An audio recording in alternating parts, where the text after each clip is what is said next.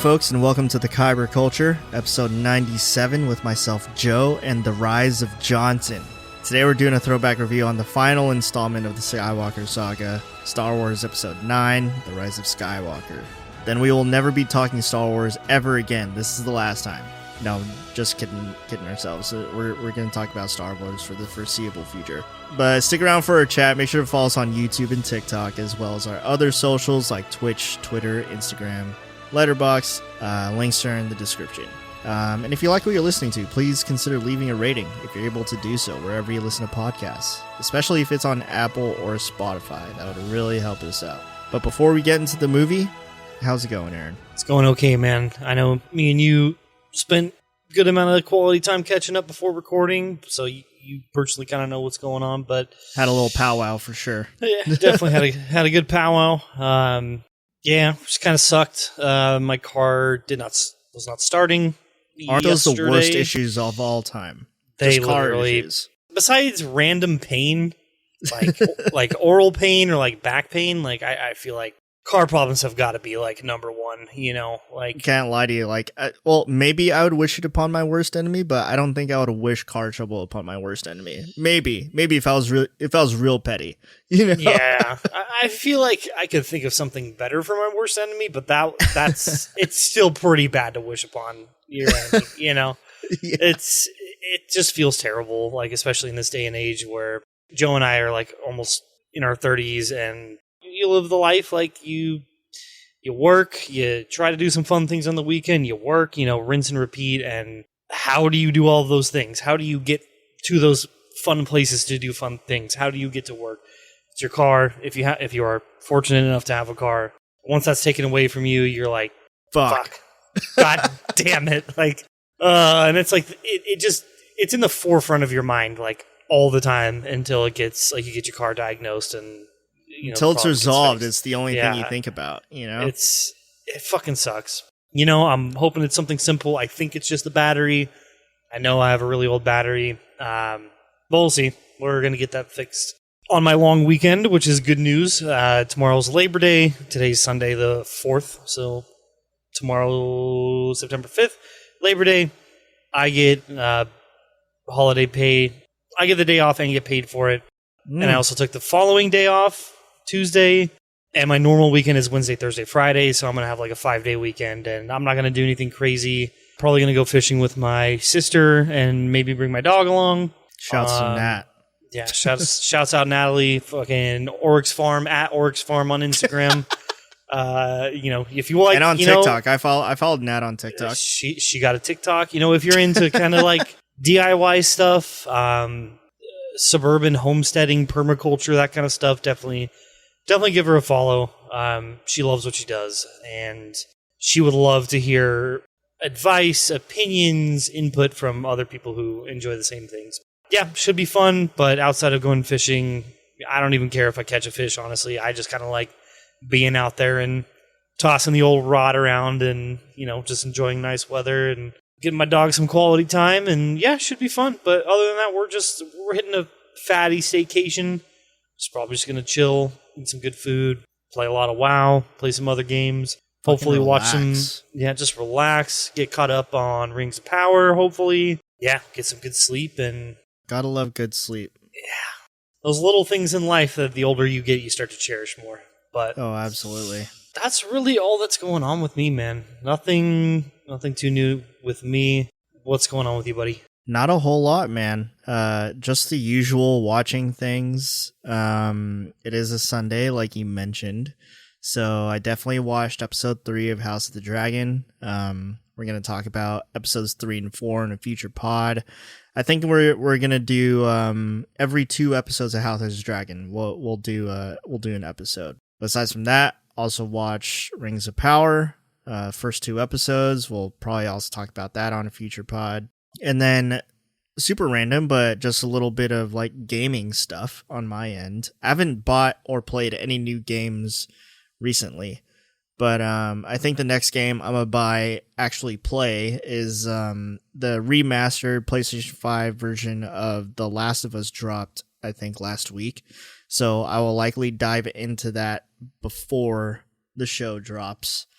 And yeah, it looks cool. It is full price though, which I'm kind of sick about, but we'll see. That shit's like $70, but I'm down to play it.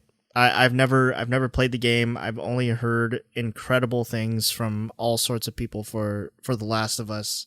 I think I'm gonna dive into that, and I mean, it probably only, I hope PlayStation offers it like The Last of Us Part 1 and 2 as like a bundle. I imagine they'll do that someday, but for now, like The Last of Us Part 1 is like, I went and visited in the PlayStation store the other day, and it was like $69.99. I'm like, damn, y'all are crazy. I'll probably do it. Like the differences that I've seen online already are like night and day. Like the remastered version is actually like, looks like a proper brand new game. So have you ever are you interested at all in the Last of Us, Aaron, or have you considered trying to play it or anything like that? Considered playing it. It's the same reason why I never really get into like the Game of the Year award-winning or nominated games, the single RPG games. It's just because like my gaming style and like what I play is always going to be something multiplayer. Unless I'm just like super over WoW or whatever else I'm playing and just want to like still game, but like just kind of immerse into a story, like, which is rare, but like, you know, God of War, Fallen Order, Cyberpunk, you know, I got into those for sure. And I definitely had thoughts on playing it. It's PlayStation exclusive, right? Sony exclusive? I think so. Yeah. Okay. I mean, that's why it's $70, man. That's why. That's not why, but it's a big reason of like why Sony makes a big chunk of their money, because they keep their games exclusive, and they keep them exclusive as long as they possibly can. Which, speaking of Sony exclusives, Amazing Spider-Man just came to Steam. Yeah. So also, it is the most piece of gaming news. Listen, it is the most cursed thing to touch the internet, because like the PC mods. No, it's not cursed. It's hilarious. They're fucking great. Kermit. Like, yeah, no, Kermit is fucking incredible.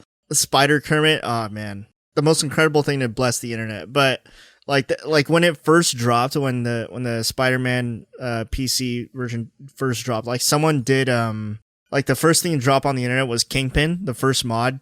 So it's just like, imagine like big ass Kingpin just doing all this weird acrobatic shit. I'm like, dude, this is making me so uncomfortable right now. Like I never want to see this again. Yeah. It reminds me of the Simpsons, Homer, Bart, and Flanders God of War mod. I don't know if you've seen that one. Oh man. It sounds great, but geez. No, the God of War had some great mods though. It's cringy sometimes, but man, you gotta love PC, man. You gotta love it. Yeah, absolutely. You should play Spider-Man sometime though. It's great. That's my next big, like, okay, if I'm gonna play something else right now, it's gonna be Amazing Spider-Man for sure. Yeah, it's a good time. That's all that's new on my end. Let's get into our first. Well, actually, not first. There's not a whole lot of news today. I just want to talk about one thing with you, because we in the last pod we did together, we talked about The Last Jedi. So just a bit of news that came out earlier this week. Rian Johnson, I believe he's like going around doing press and doing interviews, because the sequel to his film Knives Out, the next installment coming to Netflix, and it might have a theatrical run, called Glass Onion.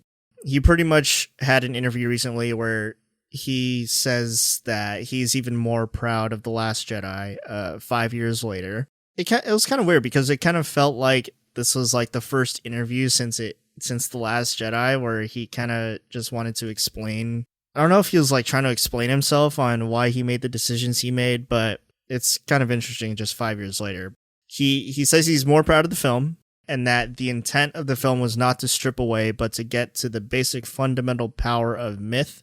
And he ultimately hopes that the film is an affirmation to the power of the myth of Star Wars in our lives. And he also confirms that his future Star Wars trilogy is still in the works. And, you know, he's just trying to find the time, but like he and Kathleen Kennedy are kind of on the same boat, where they want, like, this trilogy is going to happen, but who knows when it comes out. It could be like late 2020s type deal. But yeah, I mean, what do you think about like his comments on The Last Jedi? Do you does it make you feel anything different about the movie, or? No, it doesn't really make me feel that much different about the movie. I guess I'm just kind of wondering, like, what in his mind makes him, with age of the film, what about the aging of the film makes him more proud? Because I feel like my thoughts on it was almost very similar to when I first watched it, or maybe a little bit worse. So, yeah. I mean, but that's from an audience member's opinion versus, the writer or the director. Like, I don't know. I guess I wish he would have explained that more, like why he's more proud of it. Well, there's like, I can send you the article later, but these are just a couple of the quotes that I pulled out of it. The next point, like the intent of the film, like that's why that's one of the points. Yeah, no, I mean, he probably said more in specifics about why he's proud of it in the interview. So this main point, not to strip away. Okay, well, by you saying that, you're responding to audience reviews or like criticism that it took away from the trilogy as a whole. His reasoning in the statement is like, what is so mythical in The Last Jedi? Like, what's so much more mythical in The Last Jedi than other Star Wars movies? Mm-hmm. Like, what is he specifically referring to? Like, is it the ancient Jedi texts? Like, is it, I don't know, like the use of the power of the Force at the end? Some sort of, like, mythical feeling? Which, it does feel mythical for sure, but it's not that much different than anything we've already seen. It's just, like, on a grander scale, I guess. And according to some people, especially some Redditors or, like, some Wikipedia commenters, like, the mythical element of the Force and the Jedi was already taken away once they introduced midichlorians into the whole thing. So, like, there's nothing mythical left in Star Wars, I guess. I just don't know. I'm not necessarily disagreeing with him being more proud of it. I'm just more of like, I wanna know some bullet points, like specific moments in The Last Jedi that are like, it's this part right here, this part right here, this part right here, or like this connection right here that makes it more fundamentally mythical, I guess. I'm just a little confused. I don't know. I'm very confused, actually. That makes sense. But yeah, I'm not exactly sure either, but hopefully his trilogy is good. Are you excited for his trilogy? Well, I don't know about excited, but... I guess I am excited that he is going to write or direct an entire trilogy rather than compared to, the sequel trilogy, it being J.J. Abrams for the first and third movie, and then Rian Johnson for the second. Yeah. Like, and just there being this like disparity between like this breaking continuity of directing. Whether or not like I have faith in his ability to direct a Star Wars trilogy is another question. But like, come on, man. Every time we talk about Star Wars, me, I'm there. I'm watching it. Yeah. I'm gonna be hyped to be in the Star Wars universe no matter what it is, Yeah. With maybe a few exceptions, but yeah. I'm gonna just daydream a little bit about his Star Wars trilogy, because since it is far away and depending on what it's about, I'm just hopeful that, like, with Rian Johnson, like I said in the Last Jedi pod, I think he makes some awesome movies beside, like, and like I said this in the last pod too, but I think Last Jedi, from his filmography, Last Jedi is probably bottom of the barrel. Like I said about Knives Out. If you've never seen Knives Out, folks, it's an awesome movie. Let's see, Looper. He directed Looper, great sci-fi time travel flick. But if he has if he writes and directs just a whole trilogy just by himself, at least there will be like this cohesiveness that the sequel trilogy lacked. Like, it'll be the same constant vision all throughout 3 movies. And then if Dave Favreau is there to executive produce, it sounds like a banger of Star Wars movies, Did you just make those two one entity? Rian Johnson and Dave... you said Dave Favreau. Dave Favreau? Dave Filoni. Fuck, my bad. Dude, I was assuming you just made that, you just converge them into one entity. They're both there. Oh no, it's Labor Day. I've had a couple brewskis. I thought it was just Dave Favreau. No, Dave Filoni. Jesus Christ. I'm referring Okay, but when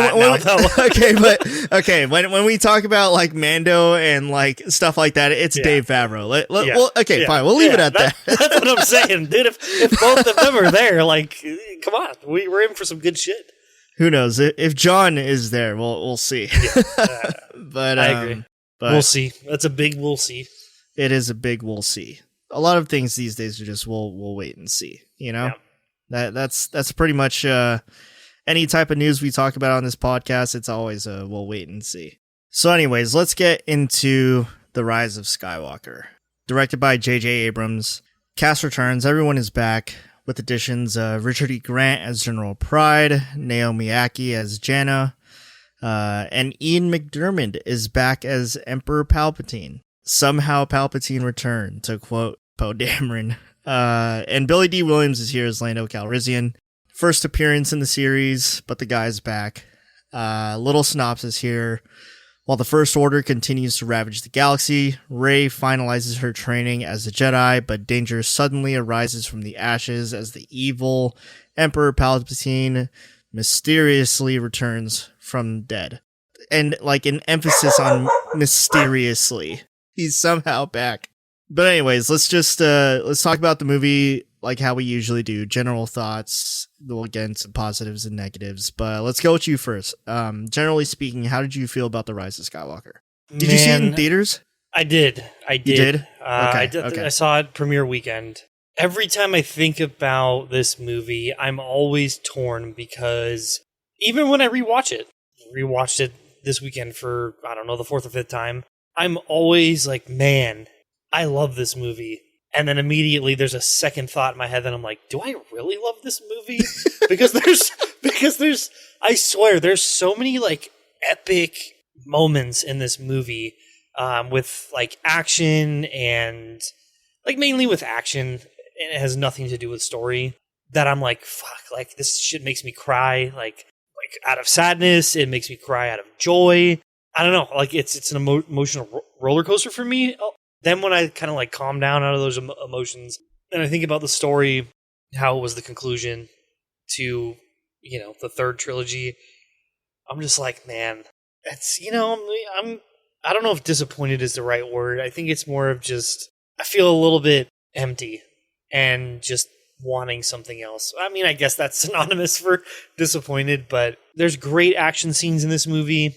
The score is obviously great, but there's a lot of times where you're like, you're watching a particular scene and you're just saying to yourself, like, why is this in here? Like, why? I don't understand it, but you know what? Like, I always move past that, just asking, like, what's the thought process behind this? But no, and there's also like some really sick uses of the Force in this movie. I think like there's like the usage of the Force in this is on. I think the Force.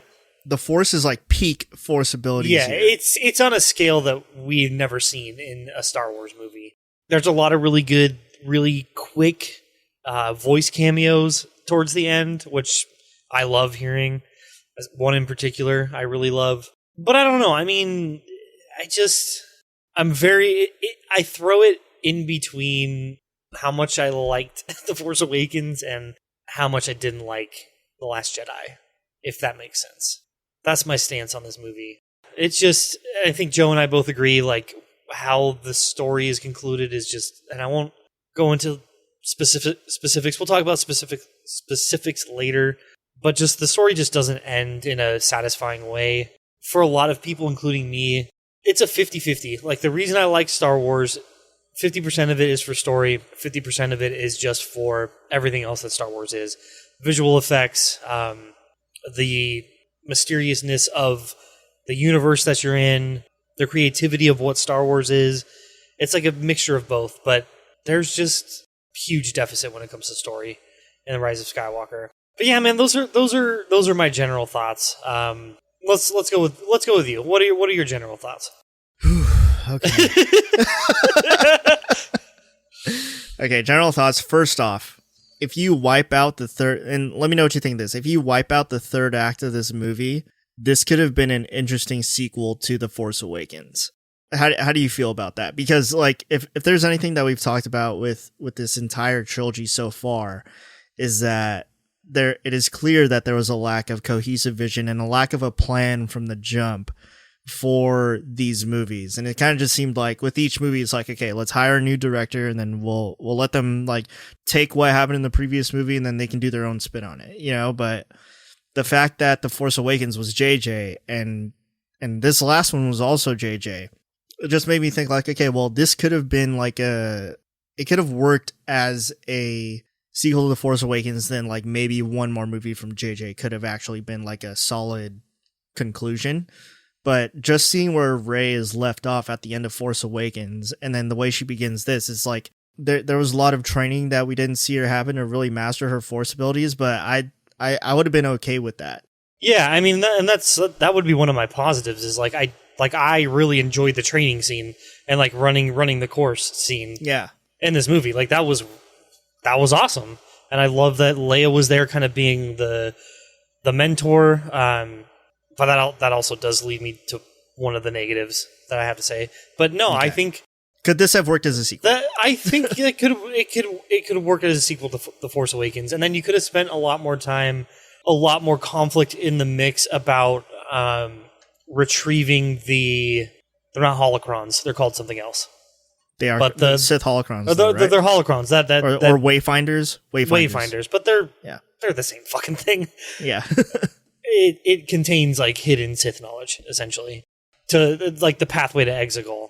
Think that this movie displayed, or like the first 2/3 of it, if you were to put that right at the end of The Force Awakens, I think it would have been a smooth transition into like Rey's powers and them like kind of growing linearly. Like, we see her heal the worm, like that creates like this mystery, like even more mystery of like, who is Rey? Like, who is she? Like Luke would also have to be alive for this movie. That's true. You could fix that. Yeah, no, you could easily bring him back for this. Yeah, you could bring him back. But no, I think that's an interesting thought. How is it going to end? Like, how are they going to end it differently? And we'll talk about we'll talk about it in a bit because I'm gonna go into what could have been for the final movie. But yeah, so. I would have loved for this to be a sequel to The Force Awakens. I think that would have been really cool. And now let me just start off by saying 2019, the year that this movie came out, was an insane year as far as conclusions for franchises are concerned. Just for a little context, this year we got Season 8 of Game of Thrones. This is the year we got Avengers Endgame. And there are interesting connections that, like, between Rise of Skywalker and Endgame that I'll bring up in a little while. Of the three franchises that I just mentioned, the only one that landed was Endgame. I also want to say that for me, this is, as far as the three Disney Lucasfilm Skywalker Saga Star Wars movies are confirmed, this is definitely the worst one for me. I think, like, of all the franchises that are in the Skywalker Saga, this is the worst conclusion to them. Like, I mean, like, Revenge of the Sith, great conclusion for those movies. Return of the Jedi landed. It was good. This one really didn't make sense at all. But back to the Endgame and Rise of Skywalker connection, there were just two moments where I was thinking, like, okay, this is their quote-unquote Endgame moment. And those two being, when Lando says, like, there are more of us, Poe, is more so just along the lines of, like, it's the on your left moment in Avengers Endgame. Cap, can you read me? Cap, do you read me? On your left. What you wanted more? Yeah, so there are more of us, Poe, and all the ships just pulling up is on your left. And then, and then I am all the Jedi is essentially like I am Iron Man, and then, how that goes. Before I get into all my negatives, the I am all the Jedi scene had so much potential, but the dialogue is just mad corny. I thought this was just, oh gosh, I couldn't take it. But like I said, lack of cohesive vision. I wish they had a long-term plan.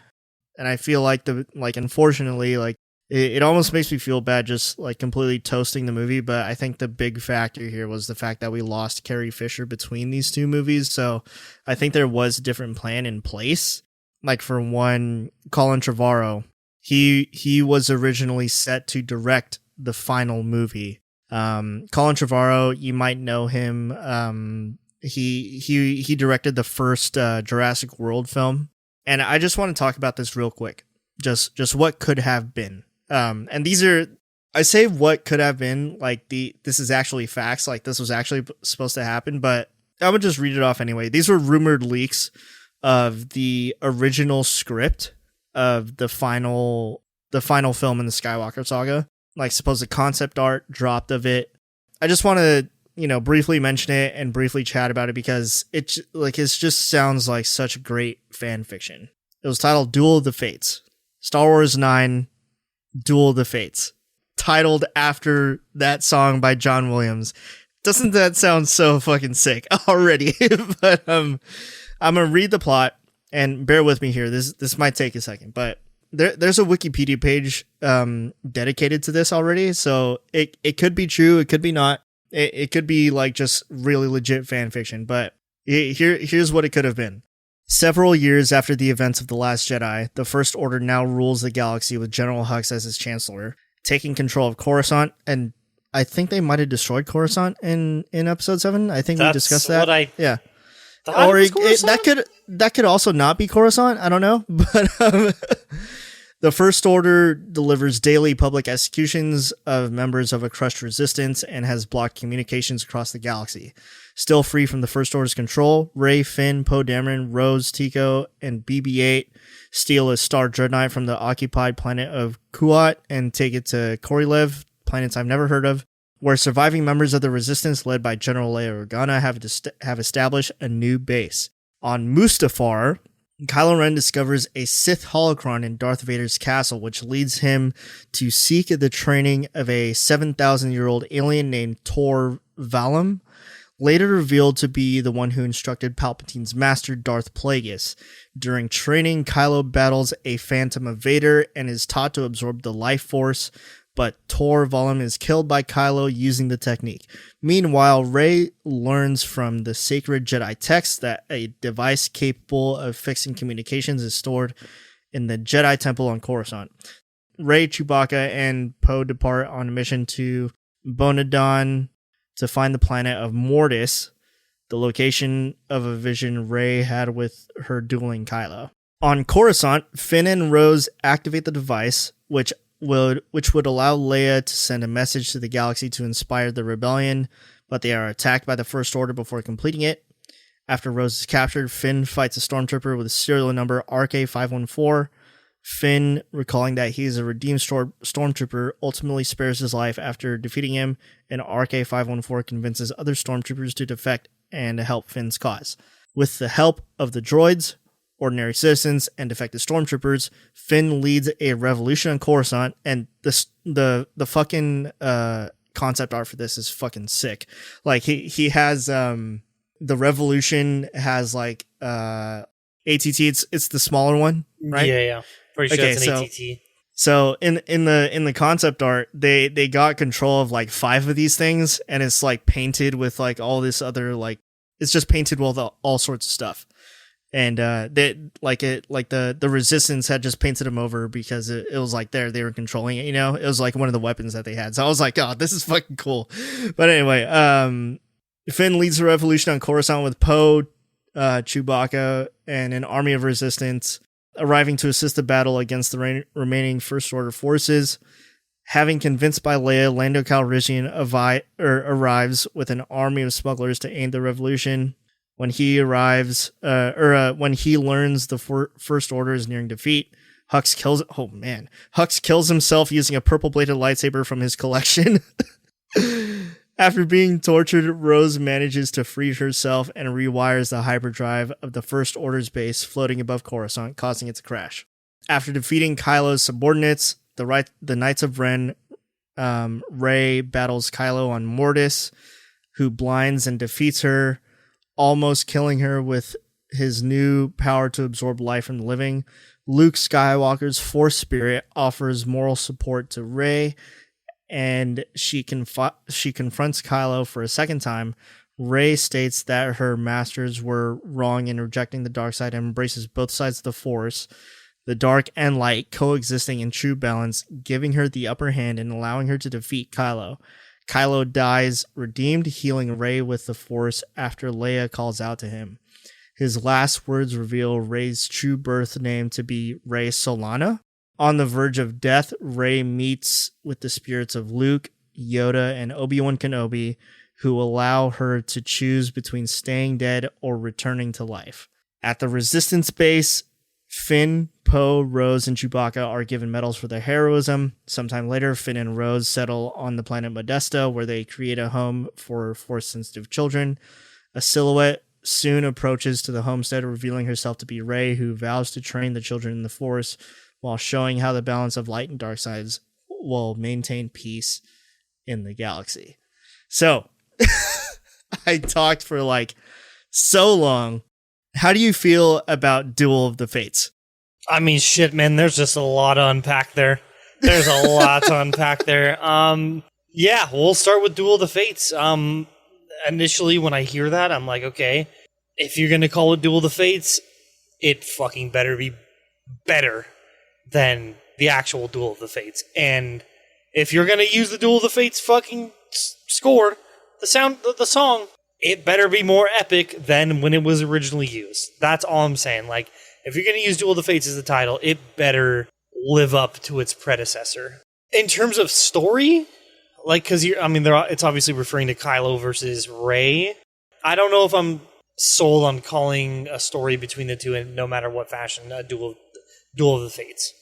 There's something about it that I'm just like, don't regurgitate, don't recycle the name. Like, I think just leave it as to what it is right now. Like, every time we hear that song, Duel of the Fates, we all hear, as Star Wars fans, in our head, we see in our head Darth Maul with the double doors opening and pulling out the double-bladed fucking lightsaber, and we see fucking Qui-Gon and Obi-Wan, man. Like, it's so hard to replace that. It's true.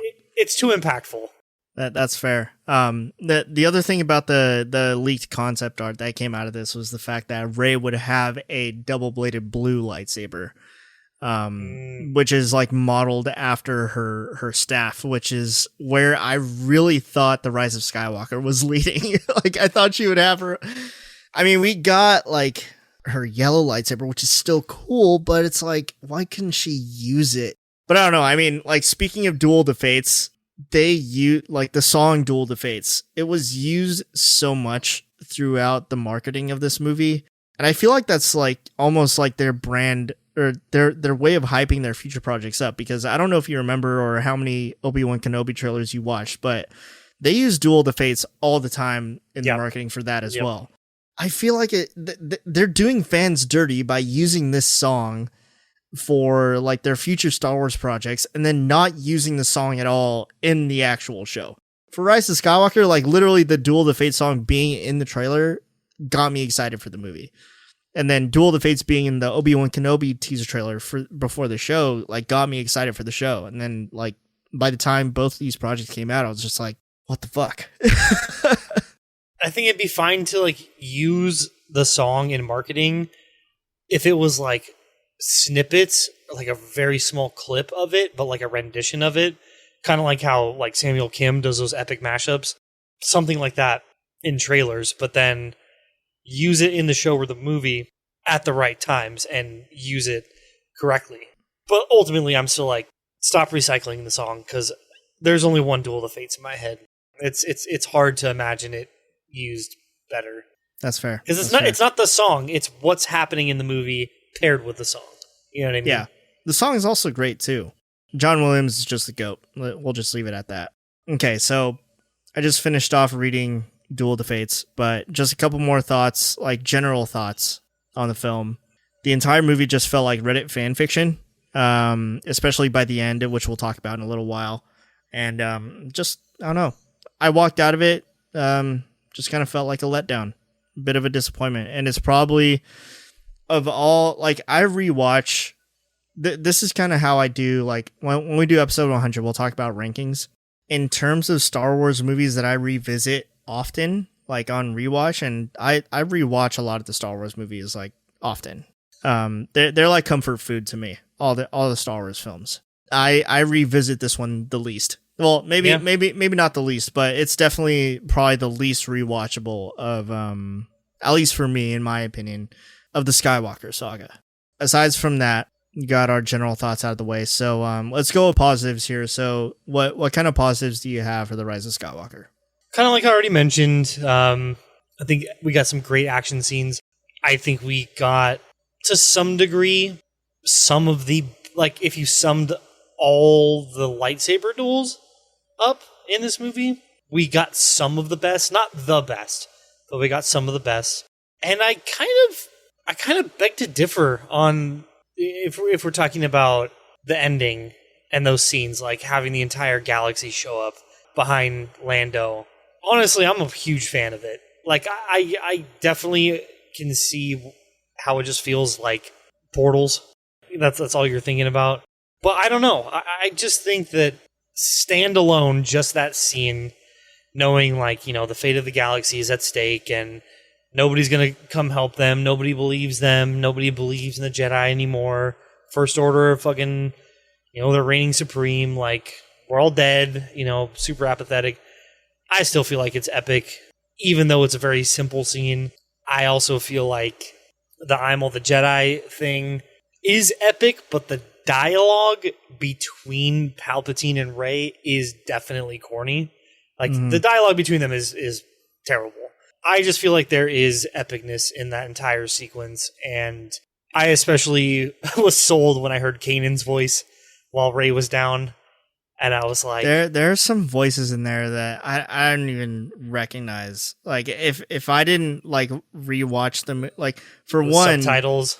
Yeah, no, if I didn't rewatch it with subtitles, I wouldn't have known these voices. Like, yeah, especially when you watch it for the first time in theaters, maybe you would have been able to recognize that. But really, the only voice I recognized in that were Obi-Wan's and Yoda's and Qui-Gon. And honestly, I don't know. I don't think I recognized Qui-Gon's voice the first time I watched it. Obi-Wan's, Yoda's, Mace Windu was in there. Luke. It definitely needed some captions for all that. It was definitely the captions that got me, because I didn't know that it was that Kanan was in there. But yeah. I love that. But Ahsoka was in there too. Did you catch that one? No. Ahsoka was there. Ahsoka, see, that's what I was hoping for. Ashley Eckstein's Ahsoka was there. No way. Well, yeah, no, that would make sense because, like, Mando wasn't out yet. But yeah, no, right. Ashley Eckstein's Ahsoka was there, and there were two other Jedi Master names that I didn't recognize. Luminara was there, and Hayden Christensen was there. Hayden Christensen's Anakin was there. Well, and I think you also had young Obi-Wan, and then you had old Obi-Wan. You had both. I think you had both. You did have both. Like the first lines you hear when it's just the shot of all the stars, which is pretty cool. Like the Force Ghost talking to her was pretty sweet. The opening lines of dialogue, it's first Obi-Wan speaking to her. That's Ewan McGregor, and then we did get an Alec Guinness like among the lines. I appreciated both of those scenes, and I understand they're supposed to be like this grand relief, especially when, what does the general say? He's like, what army is this? Or like, what squadron is this? And then his like superior or like inferior officer is like, they're just people. Oh yeah. And you're like, okay, it's a little bit corny, but it's also like, it's a little bit heartfelt at the same time, because it is. They don't have a navy. They don't have it's not the Navy, sir. It's just people. It's just people. I don't know. I mean, to me, it's heartfelt. Some other positives, like I've already mentioned most of them, I think, in my general thoughts, but Rey's power, how much power she has in this movie is fucking awesome. Especially the freighter scene with Kylo and Rey both fucking like trying to force pull or force like push the ship. I thought that shit was fucking awesome. That's one of my positives too. That's so good. It's just, you know, one of the great action scenes of this movie. Like, both of them, like, it just goes back to what we were mentioning earlier, is that the Force is like maximum capacity. Rey's trying to pull the transport down, and then Kylo's trying to push it away. But even before that, like, I thought the whole sequence of her facing off with Kylo's TIE fighter is pretty cool. Oh, yeah. Like, just the whole sprinting with the lightsaber, and then she jumps up and slices one of the TIE fighter's wings off is pretty badass. It looks great. And yeah, like, Rey just, like she didn't try to use Force lightning, but She got angry. She got too she mad. got angry, and then it just kind of bursted out because she's a Palpatine. I really liked that, and I thought Star Wars Burning Man was interesting. That's essentially Star Wars Coachella. That's essentially what this festival was, dude. Like people just getting fucked up in the desert. The whole sequence is good, and honestly, when I first saw this movie, we were led to believe that Chewie was dead. I started crying immediately. I was like, "Nah, you ain't killing you. No way, Chewie's dying, man. No shot." It's sad to say that those are like pretty much my only positives because we fucking love Star Wars here, and we want more than just good action scenes. And it's not even like want more. It's just like we just hold it to a standard of what it was, and it's like it could be better. And that's really it for me for positives, man. I just want to throw this out there really quick though, just brief thought, and then we'll move forward about the Colin Trevorrow script. Mm-hmm. Mortis. In the Clone Wars, Mortis was that mysterious floating cube that Anakin, Obi-Wan, and Ahsoka go to, where he has his he meets the father, the son, and the daughter. Yeah. And I'm like, now I'm interested because I want to see how they would, or Mortis how Colin in the live Trevorrow would, action. yeah, or if it's even the same Mortis, if he's going to do that fan service like that, that would be sick. Unfortunately, we're not going to get it, but doesn't mean we're not going to see Mortis in live action at some point. I think we're due for it. We're for sure due for it. I'll be down to revisit Mortis, not anywhere or even near the Skywalker timeline. Saga. Yeah. Like that would be sweet. Prehistorically, almost like the birth of it or something. Yeah, that'd be sweet. For my positives, first act is, or at least the opening, I'd say 20-30 minutes is pretty fun. Hearing Palpatine say the dark side of the Force is a pathway to many abilities some consider to be unnatural. Hearing that after so many years of after Revenge of the Sith was just very cool. And there was a lot of hope and promise for me. That's essentially my experience with the sequel trilogy in a nutshell. Is that after every movie is just so much hope and promise for the franchise. Didn't pan out in the end. Another positive I don't have many, folks. I'll say that right now. The second positive, honestly, this is my favorite bit of the movie, is 3PO. I thought 3PO was the shining light of this film. I'd never laughed harder at 3PO in any of the Star Wars movies ever. I think this is the best 3PO has ever been. But they gave him so much time just to be funny, and he was an interesting comedic relief, and actually had a substantial role.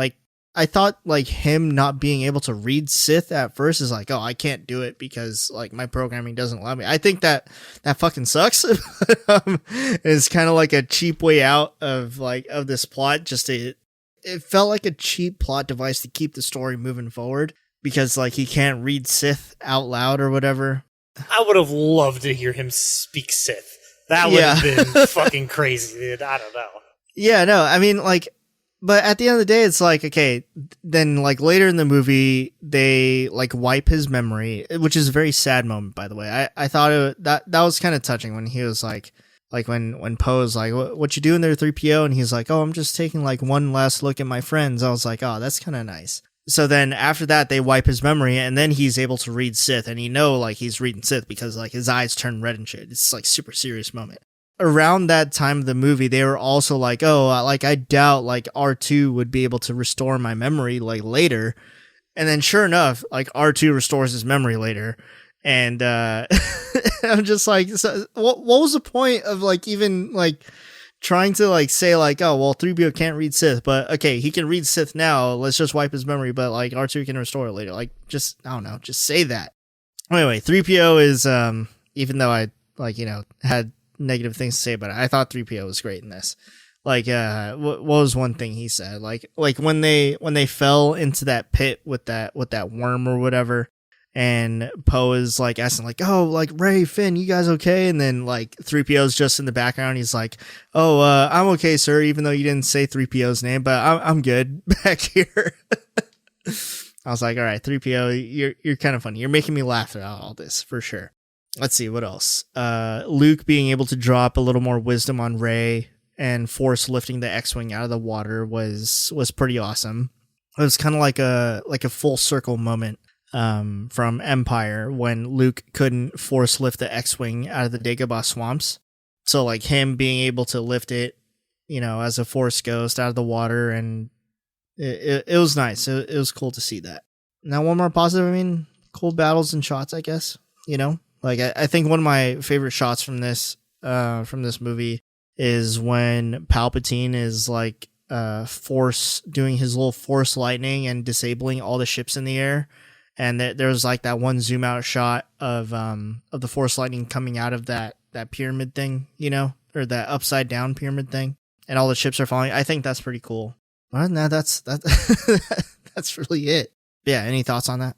I think it's interesting that Rey twice in this movie has the ability to like heal, essentially. Like, and the only other time we've seen that is with Grogu in The Mandalorian, but that's after this. And no. I will say this. This was what that happened. This was season 1 of The Mandalorian, right?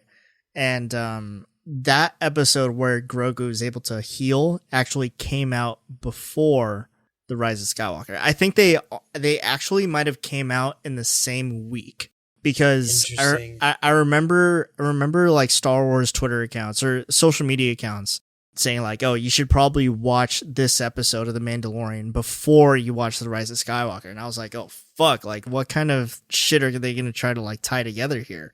And that ended up being the connection. It's just showing the Force heal. And it's interesting because you bring up Force heal, and I'm like, okay, yeah, we've seen it in the Star Wars video games. Like Force heal is like an ability that like a lot of Jedi can get, right? But the way that I was thinking about it was like, okay, well, Rey is the lineage of Sheev Palpatine. Sheev Palpatine's master was Darth Plagueis. Mm-hmm. Darth Plagueis was obsessed with midichlorians. And when you're healing something, you're creating life, or you're like resurrecting life, essentially. And it also makes me think about the quote in Revenge of the Sith, like, have you ever heard the story of Darth Plagueis the Wise? Like, classic moment. I don't know if it's intentional, but there's like this like soft, loose link between Rey having these healing powers, like, and using the midichlorians to heal, to Darth Plagueis and just Palpatine in general. I don't know. That's only in hindsight, like after reading Plagueis, but well, no, that would make sense because Plagueis like learned how to cheat life, right? That's probably why he's alive in Rise of Skywalker. He was essentially trying to take Darth Plagueis was essentially trying to take like different species and put them in like a comatose in like a Bacta tank. Like he had a whole like laboratory for this and shit, and trying to manipulate midichlorians to heal them back to normal.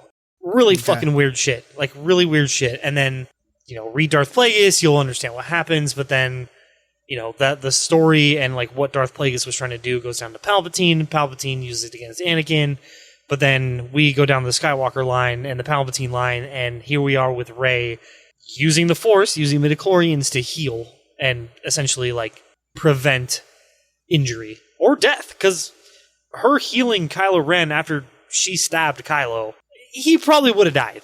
Yeah. Got him like right in the fucking appendix, like right in the fucking like left side of the abdomen. Well, like, okay, but two people have been stabbed in the stomach and died. Qui-Gon and Han Solo stabbed in the stomach and died. Reva stabbed in the stomach, lives.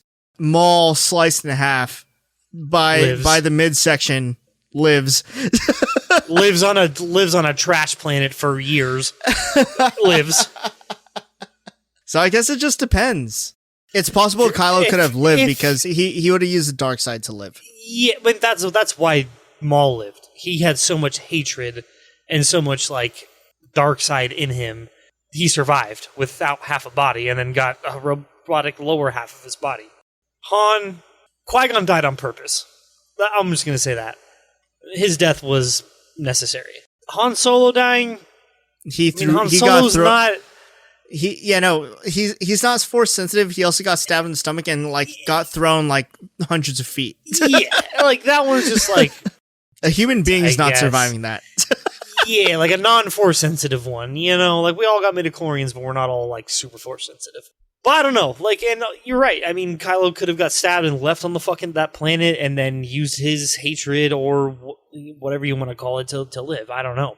It was just an interesting like parallel I'm trying to make, I guess. Like, sure, I have full confidence that J.J. Abrams knows nothing about fucking Darth Plagueis, like, or very little at least.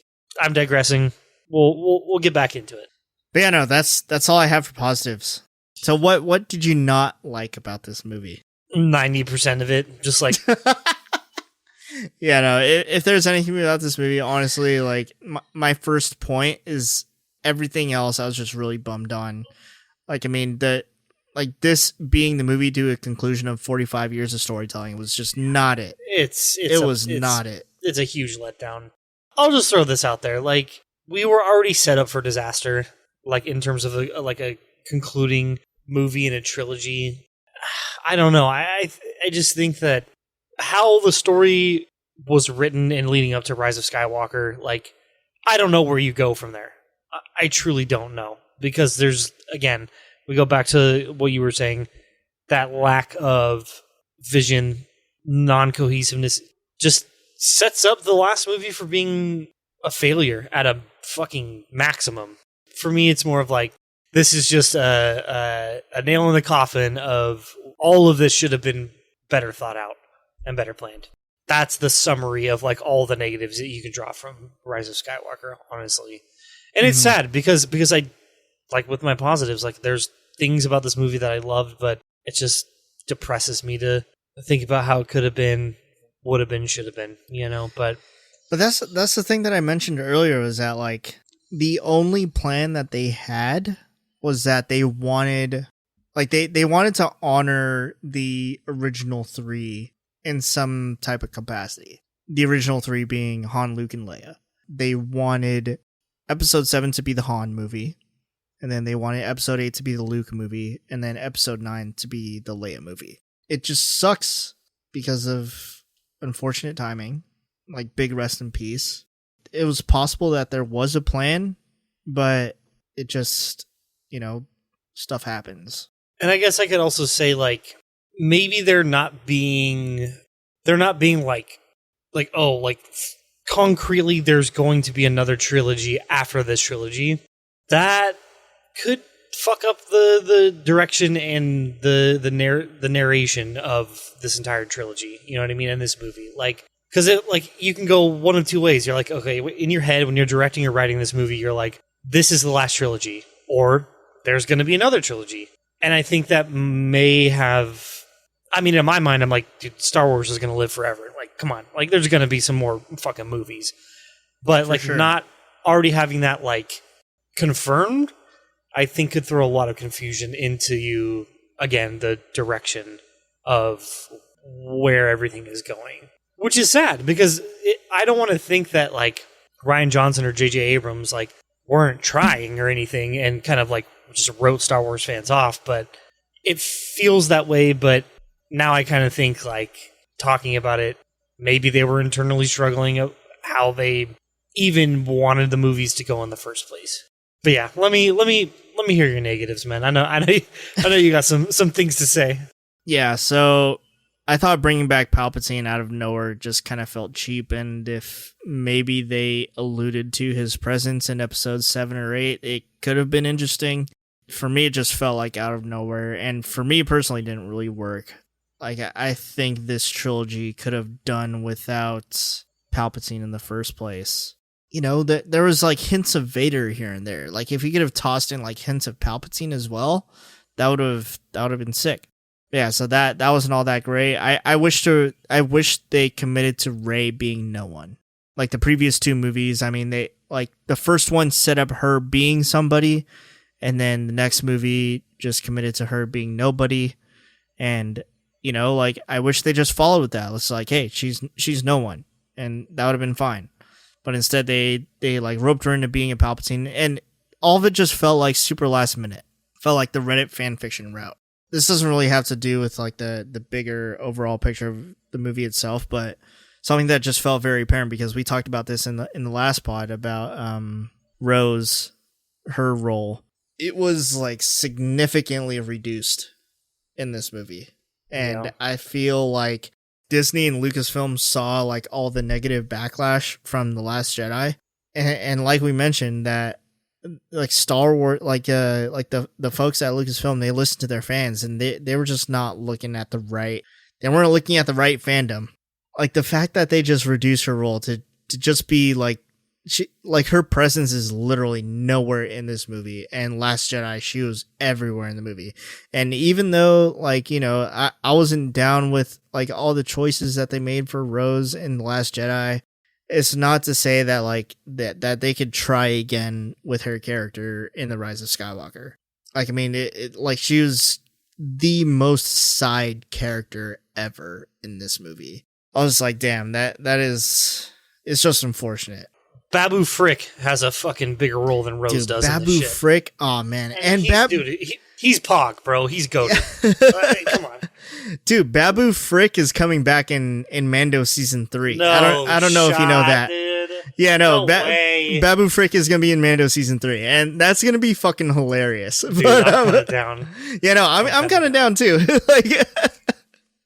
Like he'll be like the new like kind of comedic relief kind of side character, yeah, or even bigger than a side character. I don't know. Yeah, no, and I just love like Babu Frick just popping out of nowhere and be like, hey.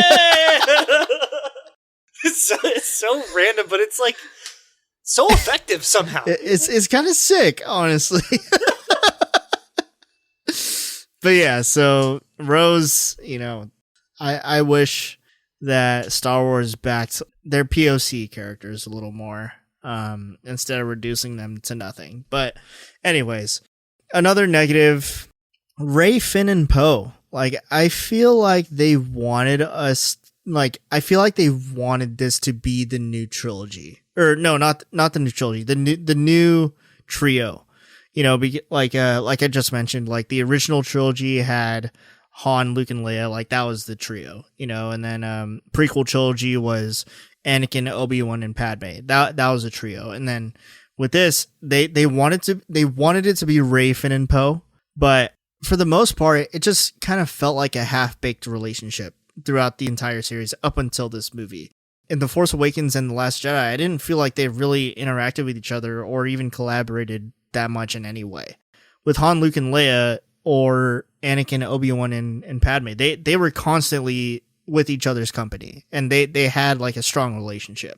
I feel like like with this movie, they were hanging out and like cracking jokes with each other, like they wanted you to care about this relationship. But I was like, no, that like I don't feel the camaraderie between the three. If anything, it was Rey and Finn for sure. Yeah. But Poe was just, you know what I mean? He gets all okay. So like when Rey comes back from training, yeah, Poe's like super pissed at Rey, basically saying like, "Oh, you're out there training, but we need you here for like no reason. Like there's no. If she wasn't out there fucking training, all y'all motherfuckers would be dead, man. Like if she didn't have the power that she had, it wouldn't pan out the way that it did. You know what I mean? And it's like, I don't know. I just feel like the anger is just out of nowhere, and it's not. But the only thing I'll say about their relationship, specifically to the scene that you're talking about, is that Poe at least brings up a good point. He's like you're out there training, but you're our best fighter, and you're not around. Yeah, that's true. But she's like, a better fighter now because she trained. So it's like this continual logic loop of like, you're not going to get anywhere with it. You know what I mean? Like it's just going to be like this. Like he wasn't upset with her because like she wasn't capable. But he was just more upset because like look, like you're out there training, you're out there doing this, that, and the other. But like we need you. Like we don't need you out doing all that other stuff. Like we need you here with everybody else. You know what I mean? Yeah. So he like recognized that she was like, it's like, where are you at? Like, I'm working my ass off, and we need you. Not like she's not. I mean, she's out there floating rocks. Like, come on. She's floating rocks and jumping across crazy obstacles. Catching red flags and shit. You know what I mean? I beg, please, Rey, protect us. A couple of other negatives. I mean, this plot just felt like they wanted to satisfy the Reylo folks. Aaron, I don't know if you're tuned in with all the Reylo people, but it's pretty much like they just wanted the Rey and Kylo relationship to be brought into fruition. Like, this whole plot just felt like they wanted to satisfy that sect of fans, because even their relationship never felt very. It was never romantic. And big connection, but like in more like a platonic force kind of way. A connection that was bigger than just like that physical romantic shit. It's a little weird. It's seeing them kiss is just kind of like, part of me is saying like you could have written a romance between them throughout. Yeah, the trilogy. Was possible. You could do it, but nothing previously suggested that this was a romantic relationship. And I don't know. It's all just erratic and scattered everywhere, man. I don't know. I mean, who doesn't love Adam Driver, man? And like, who doesn't love Basie? Basie Ridley. Seeing them together as a couple, like the most powerful couple in the galaxy, the dyad in the Force could be cool, but nah, they just didn't. They just reduced it down to like the dyad in the Force. We talked about this in the Last Jedi pod. Very interesting stuff that Star Wars has never touched, as far as like the Skywalker Saga is concerned. Something that they could have dove into, something that they could have really focused the franchise on, but they reduced the dyad of the Force to just simply being a connection romantically, and I'm just like, that's kind of fucking lame. You have this connection like Padawan, master, or like an apprentice and a master, whatever the titles are, that's a connection, right? But then when you have two extremely force-sensitive human beings that come from extremely force-sensitive lineages come together, that should be some powerful fucking shit. But no, it died out, man. Like, you're like that, your battery's on 2%. It's just sucks. So much potential, like you already said. That's really all I have for negatives. I just have one more comment. I think the whole life support crane that moves Palpatine around Exegol is pretty fucking funny. I mean, like, what are the limits of this crane? Like, does this crane, like, is Palpatine just like, Exegol itself is an upside down pyramid, and I'm just picturing like the crane at the very roof, just like being able to move around like at any point of the structure. Just imagining what the crane can do. I mean, it kind of makes you feel like he's in hospice or some shit. Yeah. Well, quite the opposite, but it makes you feel like, he's in a wheelchair, essentially. Like a fucking crazy futuristic, but also old wheelchair, kind of. But yeah, and what's the deal with like these cultists? Like that should seem like an arena. I wanted to bring that up. Because I'm like, yo, parts of that scene... The cultist in arena is kind of cool. It's fucking cool because it reminds me. Are these actual people? Are these actual Sith, man? Like did he just resurrect like literally like all the Sith and they're just all in an arena chanting for him now? Like, is that what's going on? Because it gave me like some KOTOR vibes. I'm not gonna lie. The echo of the power of the old Sith, thousands of years later, tens of thousands of years later. I appreciated that aspect of this movie, and are these Sith and are they ghosts? Like, are they real? I don't know, man. See, like, because they look like Dementors almost. Yeah, like spirits. Yeah, and it's like, okay, but they're in an arena. It's like, okay, well, you got to buy tickets, like like some Sith have to buy some tickets. Like if you're a Sith Force Ghost, you gotta. I'm trying to fill up the arena, but like you gotta pay me in credits if you want to see. If you're a Sith anywhere between 7,000 and 10,000 years old, you get a discount, 20% credits off. If you have baby Sith, you get front row, and you obviously get access to the bathroom. Listen, the final order has to be funded in some sort of way. So I need some cash. You can visit www.fundthefirstorder.com. You can make a donation there. Let's get on to the show. Let's see. Cool force lightning, force thunderstorm. Yay! Damn, but the final order is crazy. Like each one of them is like a mini Death Star, which was like hilarious to me because they always every single weapon in Star Wars has to be a planet destroying weapon. I mean, where do you go from there? A galaxy destroying weapon, man? Like, that's too far. I think, you know. Like, what are you going to do with 10,000 planet-destroying weapons? You're going to destroy 50,000 planets? Then what do you have left to rule? It's like each of the planet-destroying weapons just, like, maybe he just wants each of them to orbit each planet. It's like, hey, like, if you don't listen to me, I'm going to just blow your shit up. That is, like, Hitler on steroids. That is... But that's probably what you would use that for. Like, yeah, if you don't listen to me, that was probably his intentions for sure. Blowing your shit up. The Palpatine life support thing is fucking wild to me. It's comical, but in use on screen, I think it's like it makes sense. You know, it's fine. He's on life support. It's fine. The man got tossed from like hundreds of feet by Darth Vader, and he somehow survived. And to quote Poe Dameron once again, somehow Palpatine returned. Yeah, best quote in Star Wars. Best quote in Star Wars. Like I'm picturing like Oscar Isaac like just reading this lines like, so how did this happen? Wait, like we really don't know how this happened. So we're just going with it. Okay, you guys are paying me millions of dollars. All right, that's fine. Yeah. Run it again. Run it again. That's all my negatives. Honestly, I guess final thoughts. I was just disappointed, big time disappointed in this movie. I thought it was a weak conclusion to the Skywalker Saga. And like I said, just after 4 to 5 years of storytelling, this is the way you go. And I'm just like, damn, that fucking sucks. But this is probably one of the lowest ratings that I've like tossed out on an episode of this podcast, but I give it a 2.5 out of 5. Final thoughts from you, and then I have one more question that I want to ask you just about Star Wars movies in general. But okay. What are your final thoughts? Yeah, I think it's gonna be.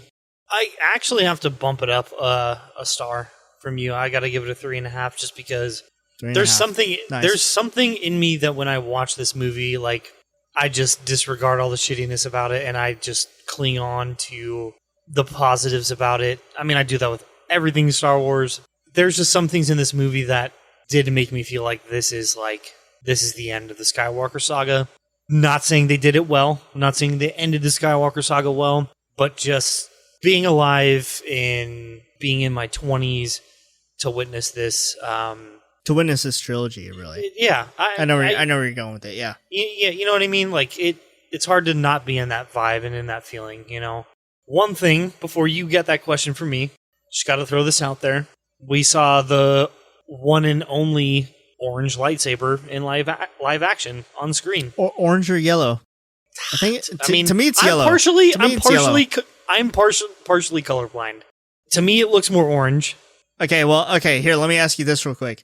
In Knights of the Old Republic, this is where I'm going with it. Yeah, this is where I'm going with it. This is where I'm going with it. Hit me with it. No, hit me with it. Hit me with it. Okay, so when you are a Jedi Sentinel, right, and the color of your lightsaber is yellow in the game. To me, right, is it orange to you?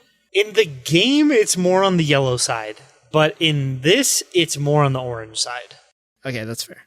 I guess what I want to throw out there is, we're talking about the colors and like what it means in KOTOR. And I feel like it's like a general consensus, like moving forward in the Star Wars timeline. Okay, so what else do you have? You have green, blue, and blue. You have yellow. Blue being you're a guardian. You focus more on strength, physical combat capabilities. According to KOTOR, anyway.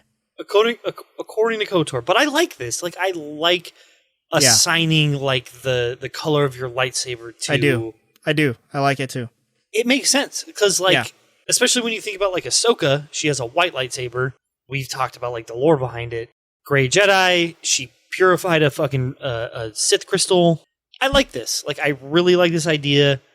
I hope to see it in the next 10 years used a lot, especially if we go back to like the High Republic, or we go to the High Republic, we go to the Old Republic. Like, I want to see this, and it would be sick, because even if you create like if you make more Star Wars movies and you put this rule into place where it takes place like hundreds of years before the Skywalker trilogy, like you will rethink how you feel about certain characters because of the color of their lightsaber. Oh, you know? And that would be very cool.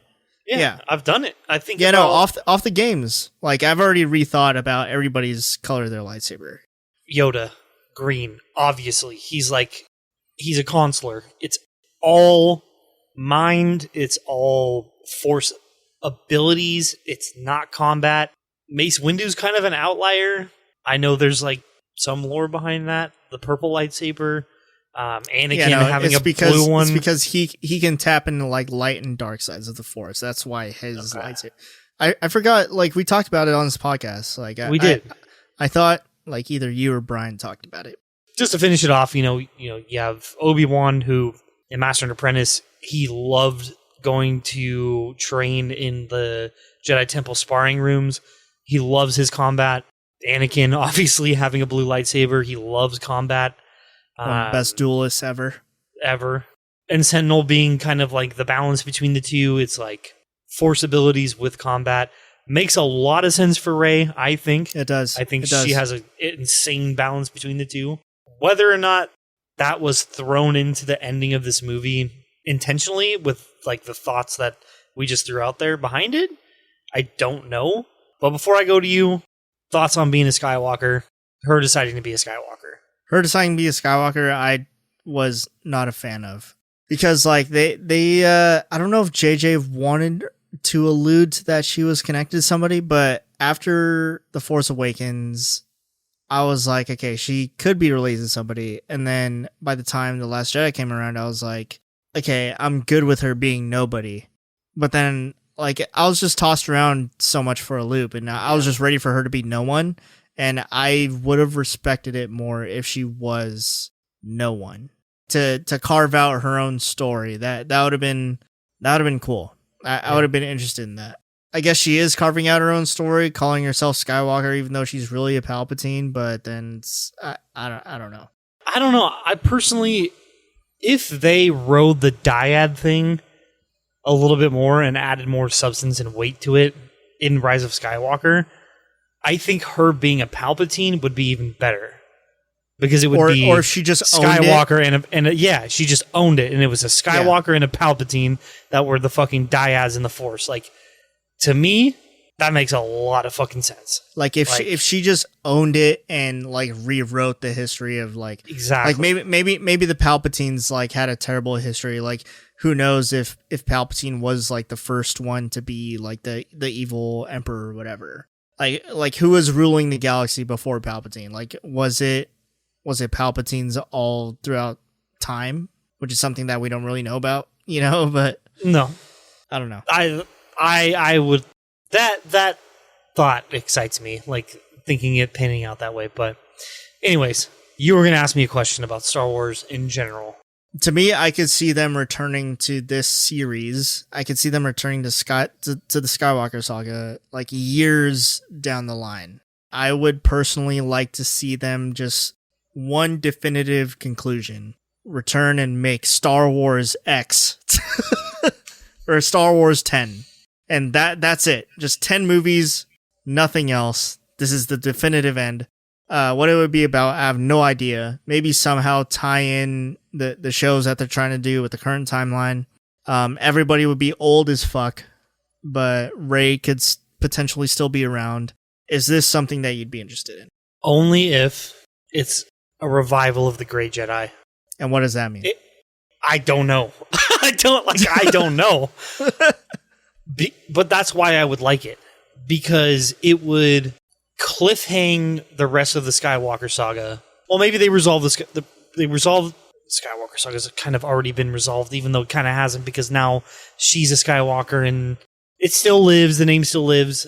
I think she would be Rey would be the perfect candidate to introduce like the idea of what a great Jedi is into the movie universe, at least the movie universe, because the term great Jedi has been thrown out there a lot. I don't personally know a lot what it means. What I think it means in my head, especially since we were just talking about colors of lightsabers, and we attribute red to being Sith and blue to being Jedi, and the balance between good and evil, and Rey having a yellow-orange lightsaber and being a sentinel, a balance between force powers and combat abilities. I think in my head, what I think about being a great Jedi is you're not necessarily you're not necessarily like the balance between the Sith and the Jedi. You're more of just like abstained from what the dichotomy of what that force dichotomy is. Like you're not even neutral. Like you're not even on the spectrum of like light side, dark side. You're like withdrawn from that dichotomy. It's almost like Ahsoka, but even more withdrawn. That's kind of how we all view the Force, right? It's like it's this line. You're either this far dark side or you're this far light side, right? Like that's kind of how we all view it. And I feel like gray is not necessarily in the middle. It's more of like on a different axis. Instead of it being X and Y, it's the Z axis. I mean, I think that's bold to throw that concept out there, especially in one final movie to kind of like make up for the mistake of the last trilogy. But like if they could hint it really well at the end of episode X, I mean, personally, I'm thinking about it and I'm like, we got the shows, the movies have been rectified, and they also cliffhung it to a point where they can move into something like totally different, away from the Skywalker Saga, away from like, good versus evil kind of like. I would definitely like to see something follow up the sequel trilogy, whether it's one movie or another trilogy. I'm game for both, but I think I prefer for both as well. I'm game for one movie as long as they know exactly what they're doing and exactly where they're like leaving it off for, Dave Favreau to pick it up. Oh, I fucking love Dave Favreau. you know what I mean? No, I totally agree with you though. Like, I mean, as far as Star Wars content is concerned, I would love for it to be like, this is like the definitive end for things. Like maybe they do Star Wars X or Star Wars 10, like so far, like they age up all of our sequel trilogy characters. Like, let's say this movie doesn't come out until like Daisy Ridley, John Boyega, and Poe Dameron. They're all like a little older.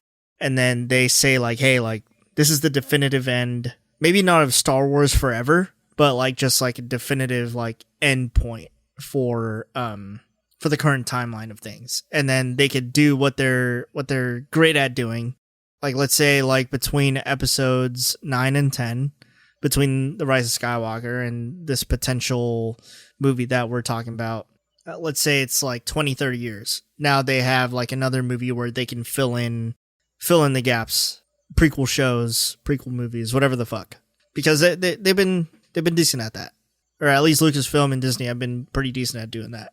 It could be fun. I think I could see them toying with that and like maybe doing like, instead of what I just said, they could like do other shows, introduce more characters after the Rise of Skywalker, and then have it lead to Star Wars X or 10. I think they could definitively end anything going past where we are right now with Rise of Skywalker, because there's not a lot of other content out there that's even during this timeline. Like, in terms they'd of have to make it all up.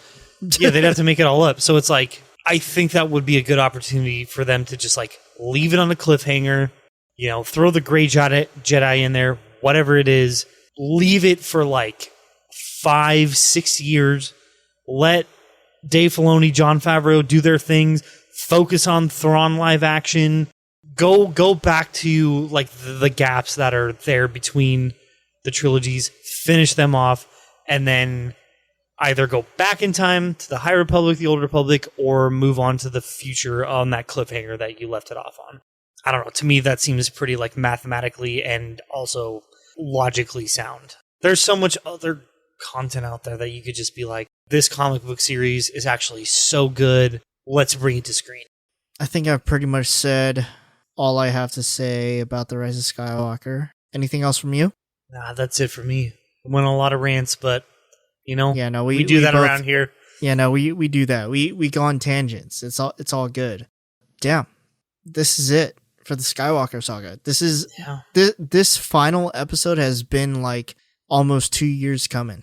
It's kind of ironic that I'm like happy about talking about it because I'm like, look, we like this is like a revisitation pod. Like the whole every time we talk about Star Wars, it's revisitation essentially. But yeah, you know, this is 3 years old, and like this solidified the Skywalker Saga. I think we're ready to finish off like everything else Star Wars, and just once some new Star Wars comes out, we got Andor coming up. We're ready to fucking talk about it. You know.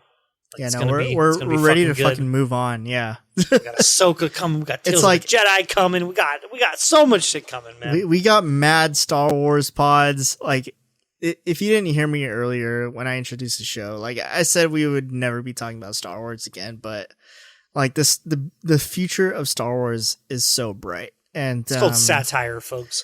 Yeah, just the fact that like the Skywalker Saga itself is. It's a touchy subject, like sometimes. But yeah, no, we have one more episode talking about all the Skywalker Saga, and honestly, the other Star Wars films. So that's when we'll put a cap on it as far as movies are concerned. But damn, like just thinking about the fact that we have no more Star Wars movies to talk about is kind of bittersweet, honestly. It is bittersweet. Like I'm ready. Like when is Star Wars gonna return to the movies? And I hope I'm ready for it to return to the movies. Honestly, like I want to go back to the movie theaters to watch a Star Wars movie. I'm fucking ready for it too. But that's the same thing I said about when The Force Awakens came out. And look what we got from it, man. You know. But I think they've heard these concerns. Yeah. And I don't think that like the next time Star Wars returns to the movies, I don't think we'll be disappointed. Like Star Wars on TV is great, but I would feel optimistic, and I am optimistic for the return of Star Wars on the big screen for sure. There's nothing like Star Wars on the big screen, man. But yeah, no, that wow. So that'll do it for the final Skywalker Saga film for this podcast. It's just crazy to think about. I'll do it for episode 97. You know, sometimes you got to move on. You know, you know, any Star Wars lines that pop out to you that could cap it off from Rise of Skywalker, or no, just in general? No. There's nothing quotable about Rise of Skywalker. Man. It has to be a Yoda line, right? Focus your fire on the forward command ship. I don't know. We were talking about Attack of the Clones, man, and that like. That, to the forward command center, take me. Yeah. It's so good seeing Yoda as like a general. You know what I mean? Yeah. It's fucking amazing. Last thing I'll say on it is, bro, Star Wars is not to get all sentimental, but like Star Wars has fucking helped me deal with depression. It's lifted me up in times where I've already been on some sort of high. Star Wars has just been like a backbone for me. I fucking love it, and I hope and I implore you, if you kind of like Star Wars, explore it more. You know, there is a shit ton of Star Wars content out there.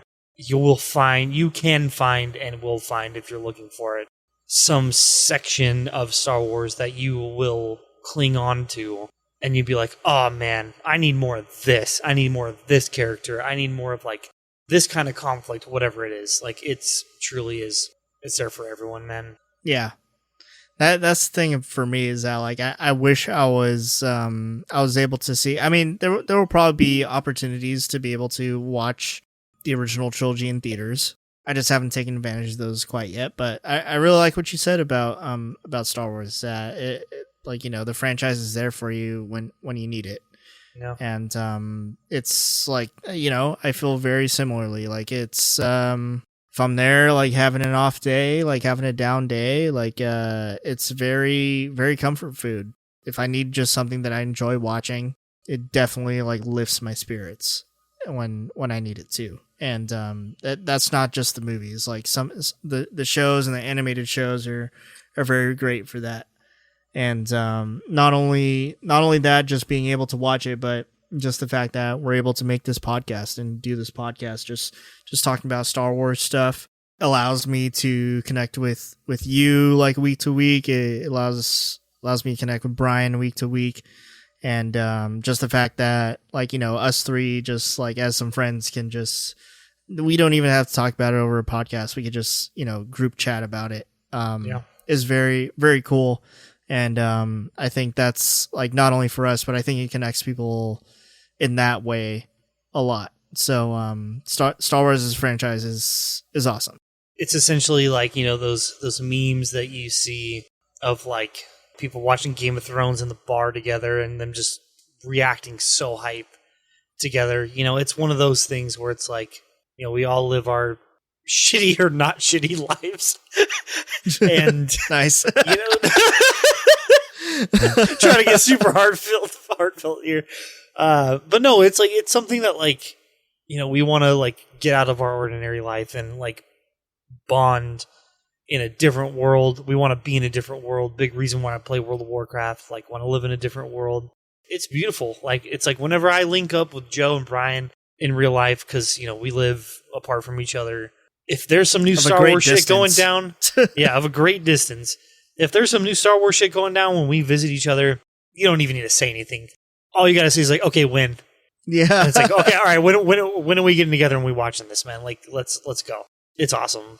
And I hope, like, very randomly thinking about this, like, if Star Wars ever does come to, like, not a point where, like, it's dead, but it's just not, like, a universally watched thing amongst, like, the world community, that there's something that Star Wars inspired to take its place. You know what I mean? Like, something that just, I don't know, brings people together, man. Can't wait for the future, man. Yeah. Wow. But okay. So I think that's going to do it for us here for episode 97, episode 98, maybe Lord of the Rings. Up to you, Aaron. Maybe episode 98 might be episodes 3 and 4, House of the Dragon. But either way, we're doing a couple of fantasy pods coming up here. So stay tuned, folks. Thank you for listening. Please consider leaving a rating if you like what you're listening to, wherever you listen to podcasts. Follow us on social. Links are in the description. And until the next episode, we will catch you guys next time. So, peace. How else could I leave this off but may the Force be with you? May the Force fucking be with you, of course. How could I forget? May the Force be with you.